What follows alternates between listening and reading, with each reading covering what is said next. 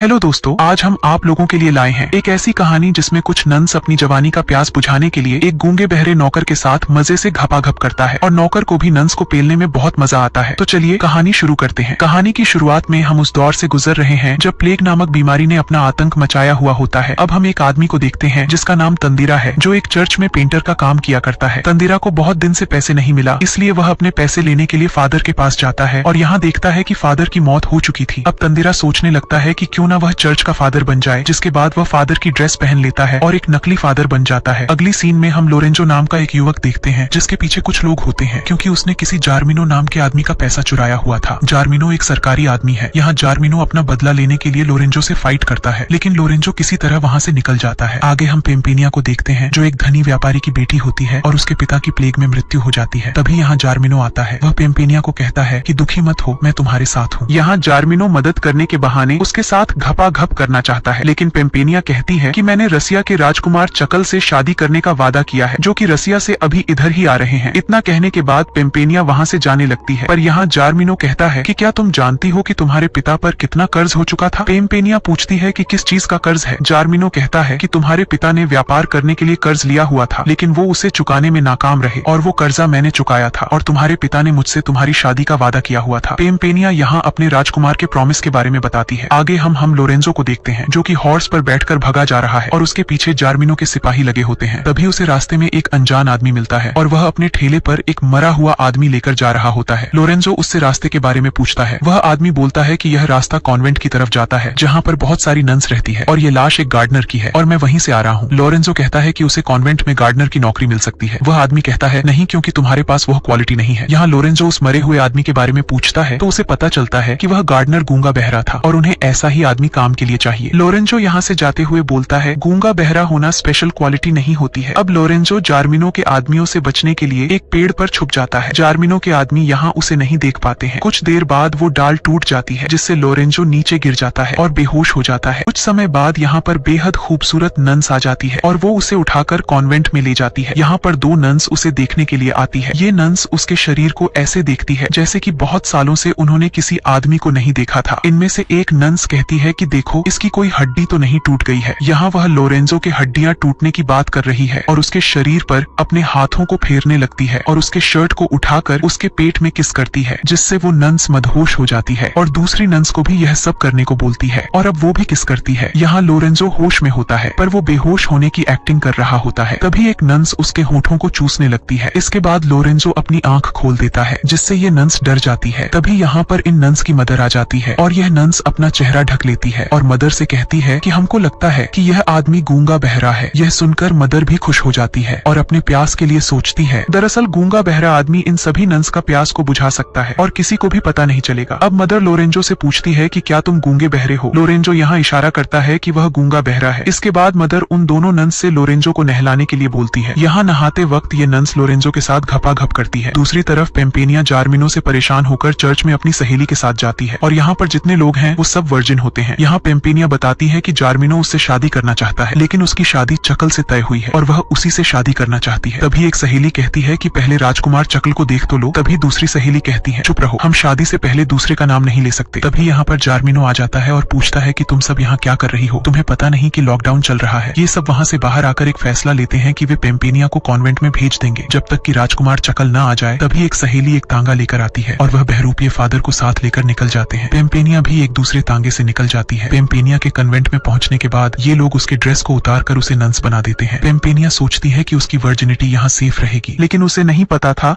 कि यहाँ पर दिन रात घपाघप होती है। तभी पेम्पेनिया की नजर लोरेंजो पर जाती है। वो नन्स से पूछती है कि यह कौन है यहाँ। नन्स उसे बताती है कि वो एक गार्डनर है जो कि बहुत मेहनती है। यह सुनकर पेम्पेनिया भी उसे पसंद करने लगती है। आगे हम देखते हैं लोरेंजो गार्डन में काम कर रहा होता है। अभी वहाँ पर एक नन्स आती है और वो दोनों नन्स से अलग थी। वह लोरेंजो को बुलाती है और वह दोनों एक पेड़ के पीछे घपाघप करते हैं। पेम्पेनिया उन दोनों को वहाँ जाते हुए देख लेती है और उसे जलन हो जाती है। दूसरी तरफ राजकुमार चकल महल में पधारे हैं। यहाँ चकल की मुलाकात जार्मिनो से होती है। राजकुमार चकल उसे अपने नाम का महत्व बताते हैं। यहाँ राजकुमार चकल जार्मिनो को पेम्पेनिया का फादर समझता है और कहता है कि मैं आपके और आपके बीवी के लिए कुछ तोहफा लाया हूँ, पर जार्मिनो कहता है कि मैं पेम्पेनिया का फादर नहीं हूँ। राजकुमार चकल कहता है तो फिर आप पेम्पेनिया के दादाजी होंगे। पर जार्मिनो कहता है कि मैं पेम्पेनिया का होने वाला हस्बैंड हूँ। राजकुमार चकल यहाँ मजा लेने लगता है और वहाँ से चला जाता है। तभी रास्ते में उन्हें एक आदमी मिलता है और वह बताता है कि पेम्पेनिया कॉन्वेंट में गई है और वही आपसे शादी करेंगी। यह सुनकर चकल उस ओर निकल जाता है। इधर कॉन्वेंट में हम देखते हैं कि लोरेंजो के कमरे में दो नन्स साथ हैं और रोमांटिक मूड में बातें करती है। यहाँ दोनों अपने ड्रेस उतारने लगती हैं। दूसरी तरफ कुछ नन्स लोरेंजो को नहलाने के लिए जा रही होती है। एक नन्स पेम्पेनिया से कहती है कि वो आज लोरेंजो को अपनी गुफा का दर्शन कराएगी, पर पेम्पेनिया कहती है कि यह सब पाप है। जवाब में दोनों नन्स कहती हैं कि हमें पता है तुम्हें जलन हो रही है, पर हम तो अपनी खुदाई जरूर करवाएंगे। लेकिन इस बार दोनों की पेलन कार्यक्रम नहीं हो पाता है। वो दोनों लोरेंजो के टब में पानी डालती है और पेम्पेनिया को अंदर बुलाती है, लेकिन पेम्पेनिया मना कर देती है। अब लोरेंजो को तैयार कर मदर नन्स के पास लाती है। यहाँ मदर लोरेंजो के साथ खूब घपाघप करती है और यह सब पेम्पेनिया को देखकर बहुत जलन होती है, क्योंकि पेम्पेनिया को लोरेंजो से प्यार हो गया था। दूसरे दिन लोरेंजो बगीचे में काम कर रहा होता है। यहाँ पेम्पेनिया एक किताब देख रही थी। लोरेंजो पेम्पेनिया को अजीब नजरों से देखता है और ढोल बजाने की सोचता है। कुछ देर बाद पेम्पेनिया उसके कमरे में आती है। यहाँ लोरेंजो समझ जाता है कि पेम्पेनिया यहाँ पर क्या करवाने आई है। लोरेंजो यहाँ उसका नकाब उतारने लगता है, पर पेम्पेनिया उसे रोक देती है और उसके आंखों पर पट्टी बांधने लगती है और कहती है कि मैं तुमसे शादी करना चाहती हूँ। जिसके बाद पेम्पेनिया एक किस करती है। आगे एक तांगा पेम्पेनिया को लेने के लिए कॉन्वेंट आ जाता है, क्योंकि यहाँ राजकुमार चकल पहुंच चुके थे। पेम्पेनिया यहाँ लोरेंजो से दूर नहीं जाना चाहती थी, इसलिए वह मदर से कहती है कि लोरेंजो गूंगा बहरा नहीं है। मदर पूछती है कि तुम्हें कैसे पता। पेम्पेनिया कहती है कि मैंने उसे बगीचे में गाना गाते हुए सुना था। अब मदर उसको चेक करने के लिए लोरेंजो के पास जाती है और कान में कहती है कि तुम्हारा कट गया है। ये सुनकर लोरेंजो घबरा जाता है और चिल्लाने लगता है और अपने आप को फंसता देख कहता है कि यह तो चमत्कार हो गया। मदर सोचती है कि यह तो सुन भी सकता है और बोल भी सकता है, इसलिए मदर उसे लात मारकर यहाँ से भगा देती है। फिर पेम्पेनिया भी वहाँ से जाने लगती है। लोरेंजो पेम्पेनिया से कहता है कि मुझे भी अपने साथ ले चलो और ये दोनों वहाँ से चले जाते हैं। दूसरी तरफ राजकुमार चकल एक तालाब में पानी पीने के लिए आता है और यहाँ पर उसे एक सुंदरी नहाते हुए दिखती है। चकल पूछता है कि क्या तुम इंसान हो। इसके जवाब में वह कहती है कि मैं एक जलपरी हूँ। चकल कहता है कि मैं एक पेम्पेनिया नाम की गर्ल से बहुत प्यार करता हूँ। इसके बाद वह गर्ल खुद को पेम्पेनिया बताती है। इसके बाद चकल का पेलन कार्यक्रम शुरू हो जाता है। दूसरी तरफ पेम्पेनिया और लोरेंजो एक चर्च में पहुंच जाते हैं। यहाँ पेम्पेनिया लोरेंजो से पूछती है कि क्या तुम किसी से प्यार करते हो। वो कहता है कि हाँ, लेकिन मैंने उसका सुंदर चेहरा अभी तक देखा नहीं है। उसने मुझे एक बार किस किया था। यहाँ पेम्पेनिया उसे एक बार आंख बंद करने को बोलती है ताकि उसे याद आ जाए कि किस करने वाली गर्ल यही है। और जैसे ही ये दोनों किस करने वाले थे, तभी यहाँ जार्मिनो आ जाता है। पेम्पेनिया लोरेंजो को यहाँ से भाग जाने के लिए बोलती है, लेकिन लोरेंजो यहाँ हिम्मत दिखाता है और तभी जार्मिनो इस पर हमला कर देता है। जार्मिनो लोरेंजो को बहुत पीटता है और जैसे ही जार्मिनो लोरेंजो को मारने वाला था, तभी पेम्पेनिया कहती है कि अगर तुमने इसको मारा तो मैं तुमसे कभी भी शादी नहीं करूंगी। ये सुनकर जार्मिनो उसे नहीं मारता है, पर लोरेंजो को एक जेल में बंद कर देता है। लेकिन कुछ दिनों बाद पेम्पेनिया जार्मिनो को कहती है कि जब तुम लोरेंजो को आजाद कर दोगे तभी मैं तुमसे शादी करूंगी। यह सुनकर जार्मिनो को गुस्सा आ जाता है, पर जार्मिनो पेम्पेनिया की शर्त को मान जाता है। यहाँ पेम्पेनिया जार्मिनो से शादी नहीं करना चाहती थी, वो बस लोरेंजो की जान बचाने के लिए झूठ बोल रही थी। इसके बाद पेम्पेनिया उस फर्जी फादर से मिलती है और शादी के लिए पूरा माजरा बताती है। फादर यहाँ उसकी बात मान जाता है। इसके बाद हम देखते हैं कि जार्मिनो के दो सिपाही लोरेंजो को यहाँ से दूर लेकर जा रहे हैं। यहाँ लोरेंजो दोनों सिपाही को उल्लू बनाकर वापस पेम्पेनिया की तरफ निकल जाता है। इधर जार्मिनो की शादी हो रही होती है। यहाँ फादर शादी लेट कराने के चक्कर में उससे फिजूल का प्रश्न पूछने लगता है और हाथ दिखाने को बोलता है। जब जार्मिनो अपना हाथ दिखाता है तो फादर उससे कहता है कि तुम्हारे हाथ कितने गंदे हैं, पहले अपना हाथ मुंह धोकर आओ। इसके बाद गुस्सा होकर जार्मिनो अपना हाथ मुंह धोता है और वापस आकर अपनी तलवार फादर के गले पर रख देता है। लेकिन तभी यहाँ पर राजकुमार चकल आ जाता है और साथ में लोरेंजो भी आता है। ये दोनों मिलकर जार्मिनो को पेलने लगते हैं। यहाँ जार्मिनो भागने की कोशिश करता है, पर लोरेंजो उससे फाइट करने लगता है। इस फाइट के दौरान लोरेंजो उसे एक कुएं में धकेल देता है। तभी यहाँ पर पेम्पेनिया आ जाती है और वह चकल से कहती है कि मैं तुमसे शादी नहीं कर सकती हूँ। ये बात सुनकर चकल को शक होने लगता है, पर पेम्पेनिया जब अपना चेहरा दिखाती है तो चकल कहता है कि तुम पेम्पेनिया नहीं हो, पेम्पेनिया तो मुझे तालाब में मिली थी। तभी यहाँ पर दूसरी पेम्पेनिया आ जाती है। इसके बाद लोरेंजो वहाँ से जाने लगता है। पेम्पेनिया उसे रोकती है और पूछती है कि तुम कहाँ जा रहे हो। वह कहता है कि मैं उसी किस वाली गर्ल को खोजने जा रहा हूँ और उसी से शादी करूंगा। यहाँ पेम्पेनिया लोरेंजो से आंख बंद करने को कहती है और उसे किस करती है। लोरेंजो तुरंत पहचान जाता है। अगर आप लोग इसी तरह के वीडियो देखना चाहते हो तो मेरे चैनल को सब्सक्राइब जरूर कीजिए।